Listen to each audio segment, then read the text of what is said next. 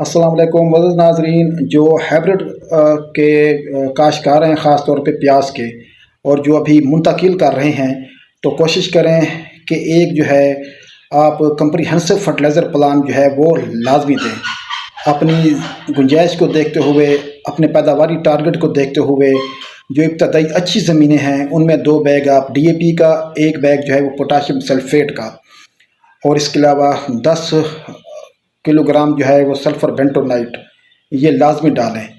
और इसके अलावा जो है थायोफिनेट मिथाइल 400 ग्राम वो भी लाजमी डालें। और इसके साथ ही आरजीविट 25 किलोग्राम वो लाजमी डालें।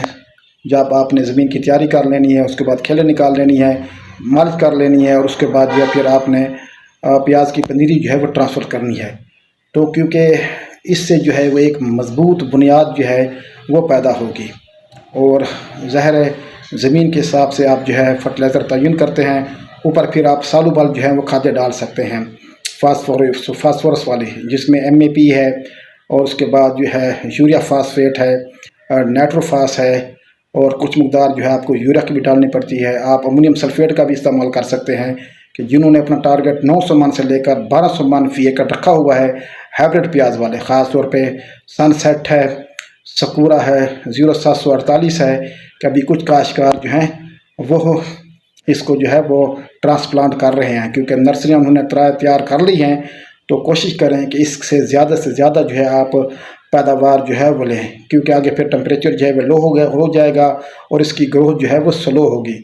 तो एक भरपूर फर्टिलाइज़र प्लान आप नीचे रखेंगे तो आपको अच्छा जो है वो अपना पैदावार में जो है आपका इजाफ़ा होगा।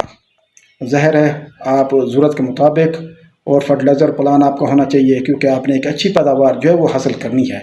और जो जितने भी तजर्बाकार और प्रोग्रेसिव फार्मर हैं उनका फर्टिलाइज़र प्लान जो है वो अच्छा होता है, क्योंकि उन्हें 900 मन से लेकर 1200 मन जो है वो पैदावार उठानी होती है। तो ये इब्तदाई प्लान है अपना प्याज का, हाइब्रिड प्याज का। तो इंशाअल्लाह वक्त के साथ साथ मैं इसकी मज़ीद फर्टिलाइज़र प्लान जो है वो बताता रहूँगा। और कोशिश करें कि जो आपकी नाइट्रोजनी खादें हैं और फास्फोरस खादें हैं और पोटाशियम वाली खादें हैं, तो उनका जो तनासब है उसको बरकरार रखें। और आप सल्फ़र का आपने लाजमी इसके ऊपर इस्तेमाल करना है, क्योंकि सल्फ़र भी इसकी पैदावार को जो है वो बढ़ाता है। इसमें जो ज़ायका आता है वो सल्फ़र की वजह से आता है, पोटाशियम की वजह से आता है। बहुत शुक्रिया। वस्सलाम। पाकिस्तान जिंदाबाद।